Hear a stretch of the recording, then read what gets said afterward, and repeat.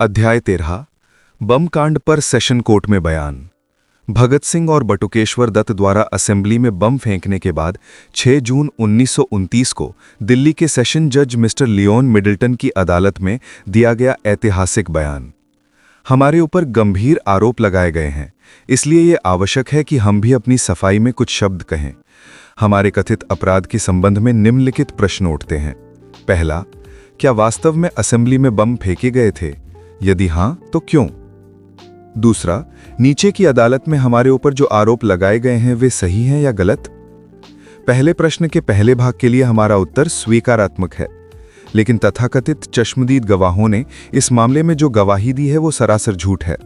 चूंकि हम बम फेंकने से इनकार नहीं कर रहे हैं, इसलिए यहां इन गवाहों के बयानों की सच्चाई की परख भी हो जानी चाहिए। उदाहरण के लिए हम यहां बता देना चाहते हैं कि सार्जेंट टेरी का यह कहना कि उन्होंने हम में से किसी के पास से पिस्तौल बरामद की एक सफेद झूठ मात्र है, क्योंकि जब हमने अपने आप को पुलिस के हाथों में सौंपा तो हम में से किसी के पास कोई पिस्तौल नहीं थी। जिन गवाहों ने कहा कि उन्होंने हमें बम फेंकते देखा था, वे झूठ बोलते हैं। न्याय तथा निष्कपट व्यवहार को सर्वोपरि मानने वाले लोगों को इन झूठी बातों से एक सबक लेना चाहिए। साथ ही हम सरकारी वकील के उचित व्यवहार तथा अदालत के अभी तक के न्याय संगत रवैये को भी स्वीकार करते हैं। पहले प्रश्न के दूसरे हिस्से का उत्तर देने के लिए हमें इस बम कांड जैसी ऐतिहासिक घटना के कुछ विस्तार में जाना होगा।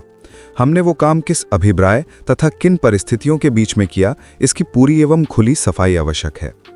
जेल में हमारे पास कुछ पुलिस अधिकारी आए थे। उन्होंने हमें बताया कि लॉर्ड इरविन ने इस घटना के बाद ही असेंबली के दोनों सदनों के सम्मिलित अधिवेशन में कहा था कि ये विद्रोह किसी व्यक्ति विशेष के खिलाफ नहीं, वरन संपूर्ण शासन व्यवस्था के विरुद्ध था। यह सुनकर हमने तुरंत भांप लिया कि लोगों ने हमारे इस काम के उद्देश्य को सही तौर पर समझ लिया है। मानवता को प्यार करने में हम किसी से पीछे नहीं हैं। हमें किसी से व्यक्तिगत द्वेष नहीं है और हम प्राणी मात्र को हमेशा आदर की नज़र से देखते आए हैं। हम न तो बर्बरतापूर्ण उपद्रव करने वाले देश के कलंक हैं, जैसा कि सोशलिस्ट कहलाने वाले दीवान चमनलाल ने कहा है, और न ही हम पागल हैं, जैसा कि लाहौर के ट्रिब्यून तथा कुछ अन्य अखबारों ने सिद्ध करने का प्रयास किया है।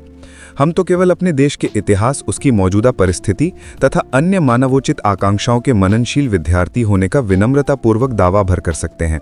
हमें ढोंग तथा पाखंड से नफरत है। एक अपकारजनक संस्था। ये काम हमने किसी व्यक्तिगत स्वार्थ अथवा विद्वेष की भावना से नहीं किया है। हमारा उद्देश्य केवल उस शासन व्यवस्था के विरुद्ध प्रतिवाद करना था जिसके हर एक काम से उसकी अयोग्यता ही नहीं, वरन अपकार करने की उसकी असीम क्षमता भी प्रकट होती है।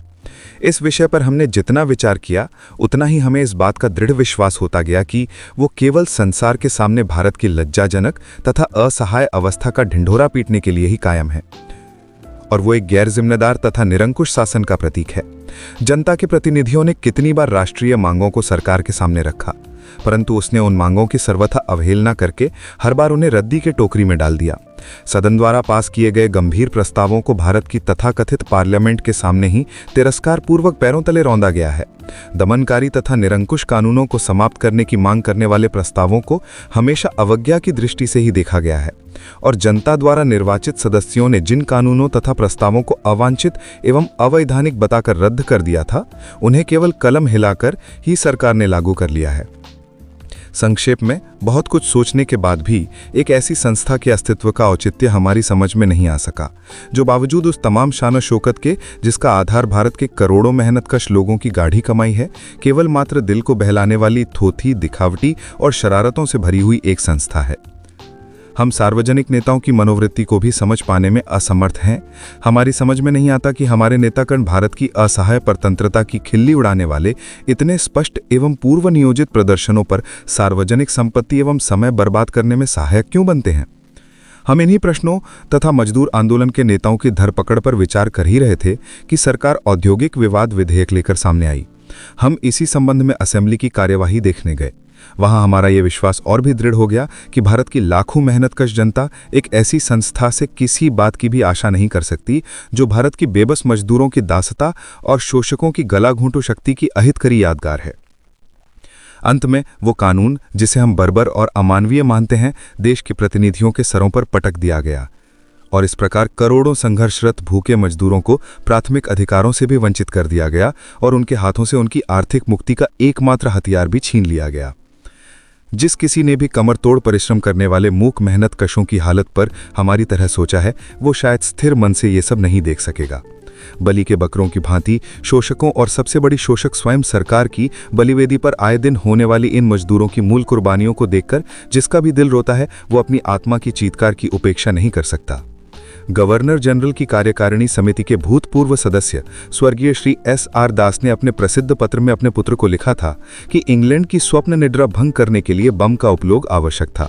श्री दास के इन्हीं शब्दों को सामने रखकर हमने असेंबली भवन में बम फेंके थे। हमने वो काम मजदूरों की तरफ से प्रतिरोध प्रदर्शित करने के लिए किया था। उन असहाय मजदूरों के पास अपने मर्मांतक क्लेशों को व्यक्त करने का और कोई साधन भी नहीं था। हमारा एकमात्र उद्देश्य था बहरों को सुनाना और उन पीड़ितों की मांगों पर ध्यान न देने वाली सरकार को समय रहते चेतावनी देना। हमारी ही तरह दूसरों की भी परोक्ष धारणा है कि प्रशांत महासागर रूपी भारतीय मानवता की ऊपरी शांति किसी भी समय फूट पड़ने वाले एक भीषण तूफान की द्योतक है। हमने तो उन लोगों को सिर्फ खतरे की घंटी बजाई है जो लोग आने वाले भयानक खतरे की परवाह किए बिना तेज रफ्तार से आगे की तरफ भागे जा रहे हैं। हम लोगों को सिर्फ ये बता देना चाहते हैं कि काल्पनिक अहिंसा का युग अब समाप्त हो गया है और आज की उठती नई पीढ़ी को उसकी व्यर्थता में किसी प्रकार का संदेह नहीं रह गया है। मानवता के प्रति हृदय के सद्भाव तथा अमित प्रेम रखने के कारण उसे व्यर्थ के रक्तपात से बचाने के लिए हमने चेतावनी देने के इस उपाय का सहारा लिया है और उस आने वाले रक्तचाप को हम ही नहीं, लाखों आदमी पहले से ही देख रहे हैं। काल्पनिक अहिंसा। ऊपर हमने काल्पनिक अहिंसा शब्द का प्रयोग किया है, यहाँ उसकी व्याख्या भी कर देना आवश्यक है। आक्रामक उद्देश्य से जब बल का प्रयोग होता है उसे हिंसा कहते हैं और नैतिक दृष्टिकोण से उसे उचित नहीं कहा जा सकता। लेकिन जब उसका उपयोग किसी वैध आदर्श के लिए किया जाता है तो उसका नैतिक औचित्य भी होता है। किसी हालत में बल नहीं होना चाहिए, ये विचार काल्पनिक और अव्यावहारिक है। इधर देश में जो नया आंदोलन तेजी से उठ रहा है और जिसकी पूर्व सूचना हम दे चुके हैं, वो गुरु गोविंद सिंह, शिवाजी, कमाल पाशा, रिजा खान, वॉशिंगटन, गैरीबाल्डी और लेनिन के आदर्शों से ही प्रस्फुटित है और उन्हीं के पद चिन्हों पर चल रहा है। चूंकि भारत की विदेशी सरकार तथा हमारे राष्ट्रीय नेता दोनों ही इस आंदोलन की ओर उदासीन लगते हैं और जानबूझकर इसकी पुकार की ओर अपने कान बंद करने का प्रयत्न कर रहे हैं, अतएव हमने अपना कर्तव्य समझा कि हम एक ऐसी चेतावनी दें जिसकी अवहेलना न की जा सके। हमारा अभिप्राय। अभी तक हमने इस घटना के मूल उद्देश्य पर ही प्रकाश डाला है, अब हम अपना अभिप्राय भी स्पष्ट कर देना चाहते हैं। ये बताने की आवश्यकता नहीं है कि इस घटना के सिलसिले में मामूली चोटें खाने वाले व्यक्तियों अथवा असेंबली के किसी अन्य व्यक्ति के प्रति हमारे दिलों में कोई वैयक्तिक विद्वेष की भावना नहीं थी। इसके विपरीत हम एक बार फिर स्पष्ट कर देना चाहते हैं कि हम मानव जीवन को अत्यंत पवित्र मानते हैं और किसी अन्य व्यक्ति को चोट पहुंचाने के बजाय हम मानव जाति की सेवा में हंसते हंसते अपने प्राण विसर्जित कर देंगे। हम साम्राज्यवाद की सेना के भाड़े के सैनिकों जैसे नहीं हैं जिनका काम ही हत्या होता है। हम मानव जीवन का आदर करते हैं और बराबर उसकी रक्षा का प्रयत्न करते हैं। इसके बाद भी हम स्वीकार करते हैं कि हमने जानबूझकर असेंबली भवन में बम फेंके। घटनाएं स्वयं हमारे अभिप्राय पर प्रकाश डालती हैं और हमारे इरादों की परख हमारे काम के परिणाम के आधार पर होनी चाहिए, न कि अटकल एवं मनगढ़ंत परिस्थितियों के आधार पर। सरकारी विशेषज्ञ की गवाही के विरुद्ध हमें यह कहना है कि असेंबली भवन में फेंके गए बमों से वहां की एक खाली बेंच को ही कुछ नुकसान पहुंचा और लगभग आधे दर्जन लोगों को मामूली सी खरोंच भराया। सरकारी वैज्ञानिकों ने कहा है कि बम बड़े जोरदार थे और उनसे अधिक नुकसान नहीं हुआ, इसे एक अनहोनी घटना ही कहना चाहिए, लेकिन हमारे विचार से उन्हें वैज्ञानिक ढंग से बनाया ही ऐसा गया था। पहली बात, दोनों बम बेंचों तथा डेस्कों के बीच की खाली जगह में ही गिरे थे। दूसरे, उनके फूटने की जगह से 2 फीट पर बैठे हुए लोगों को, जिनमें श्री PR राव, श्री शंकर राव तथा सर जॉर्ज शुस्टर के नाम उल्लेखनीय हैं, या तो बिल्कुल ही चोटें नहीं आईं या मात्र मामूली आईं। अगर उन बमों में जोरदार पोटेशियम क्लोरेट और पिक्लिक एसिड भरा होता, जैसा कि सरकारी विशेषज्ञ ने कहा है, तो इन बमों ने उस लकड़ी के घेरे को तोड़कर कुछ गज की दूरी पर खड़े लोगों तक को उड़ा दिया होता।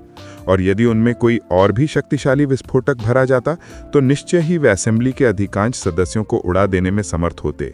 यही नहीं, यदि हम चाहते तो उन्हें सरकारी कक्ष में फेंक सकते थे जो विशिष्ट व्यक्तियों से कचाकच भरा था, या फिर उस सर जॉन साइमन को अपना निशाना बना सकते थे जिसके अभाग्य कमीशन ने प्रत्येक विचारशील व्यक्ति के दिल में उसकी ओर से गहरी नफरत पैदा कर दी थी और जो उस समय असेंबली की अध्यक्ष दीर्घा में बैठा था।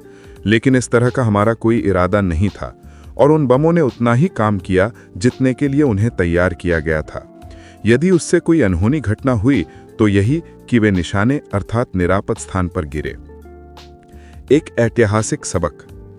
इसके बाद हमने इस कार्य का दंड भोगने के लिए अपने आप को जानबूझकर पुलिस के हाथों समर्पित कर दिया। हम साम्राज्यवादी शोषकों को ये बता देना चाहते थे कि मुट्ठी भर आदमियों को मारकर किसी आदर्श को समाप्त नहीं किया जा सकता और ना ही दो नगण्य व्यक्तियों को कुचलकर राष्ट्र को दबाया जा सकता है।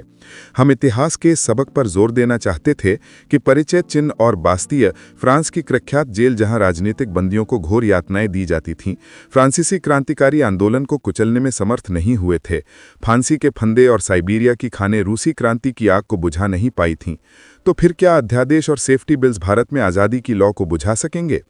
षड्यंत्रों का पता लगाकर या गढ़े हुए षड्यंत्रों द्वारा नौजवानों को सजा देकर या एक महान आदर्श के स्वप्न से प्रेरित नवयुवकों को जेलों में ठूसकर क्या क्रांति का अभियान रोका जा सकता है?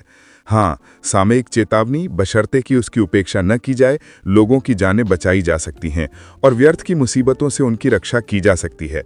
आगाही देने का ये भार अपने ऊपर लेकर हमने अपना कर्तव्य पूरा कर लिया है। क्या है क्रांति? भगत सिंह से नीचे की अदालत में पूछा गया था कि क्रांति से उन लोगों का क्या मतलब है। इस प्रश्न के उत्तर में उन्होंने कहा था कि क्रांति के लिए खूनी लड़ाइयां अनिवार्य नहीं है और ना ही उसमें व्यक्तिगत प्रतिहिंसा के लिए कोई स्थान है। वो बम और पिस्तौल का संप्रदाय नहीं है। क्रांति से हमारा अभिप्राय है अन्याय पर आधारित मौजूदा समाज व्यवस्था में आमूल परिवर्तन। समाज का प्रमुख अंग होते हुए भी आज मजदूरों को उनके प्राथमिक अधिकार से वंचित रखा जा रहा है और उनकी गाढ़ी कमाई का सारा धन शोषक पूंजीपति हड़प जाते हैं। दूसरों के अन्नदाता किसान आज अपने परिवार सहित दाने दाने के लिए मोहताज हैं। दुनिया भर के बाजारों को कपड़ा मुहैया कराने वाला बुनकर अपने तथा अपने बच्चों के तन ढकने भर को भी कपड़ा नहीं पा रहा है। सुंदर महलों का निर्माण करने वाले राजगीर, लोहार तथा बढ़ई स्वयं गंदे बाड़ों में रहकर ही अपनी जीवन लीला समाप्त कर जाते हैं। इसके विपरीत समाज के जोंक शोषक पूंजीपति जरा सी बातों के लिए लाखों का वारा न्यारा कर जाते हैं। ये भयानक असमानता और जबरदस्ती लादा गया भेदभाव दुनिया को एक बहुत बड़ी उथल पुथल की ओर लिए जा रहा है।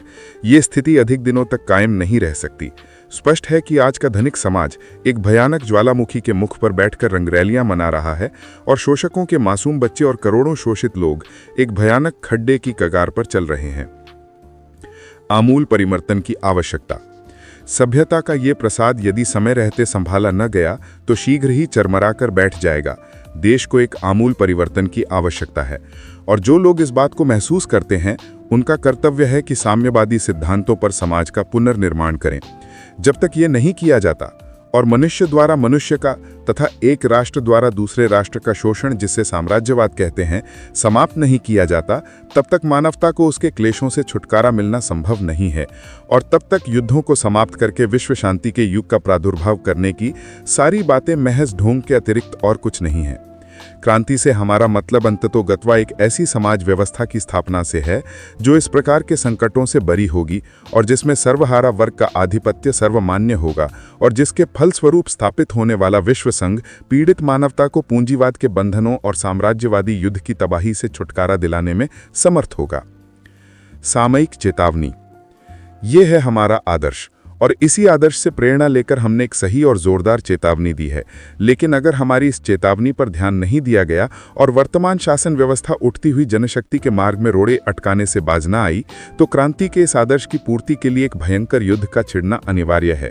सभी बाधाओं को रौंदते हुए आगे बढ़ते हुए उस युद्ध के फलस्वरूप सर्वहारा वर्ग के अधिनायक तंत्र की स्थापना होगी। यह अधिनायक तंत्र क्रांति के आदर्शों की पूर्ति के लिए मार्ग प्रशस्त करेगा।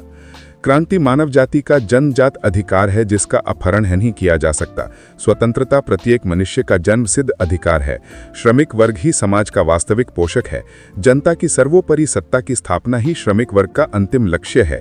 इन आदर्शों के लिए और इस विश्वास के लिए हमें जो भी दंड दिया जाएगा हम उसका सहर्ष स्वागत करेंगे। क्रांति की इस पूजा वेदी पर हम अपना यौवन नैवेद्य के रूप में लाए हैं, क्योंकि ऐसे महान आदर्श के लिए बड़े से बड़ा त्याग भी कम है। हम संतुष्ट हैं और क्रांति के आगमन की उत्सुकतापूर्वक प्रतीक्षा कर रहे हैं। 6 जून 1929 को। इनकलाब जिंदाबाद। अगर आपको ये ऑडियो बुक अच्छी लगी तो नेक्स्ट पार्ट के लिए चैनल को सब्सक्राइब कीजिए। मैं बहुत ही जल्दी इसका अगला भाग डालूंगा।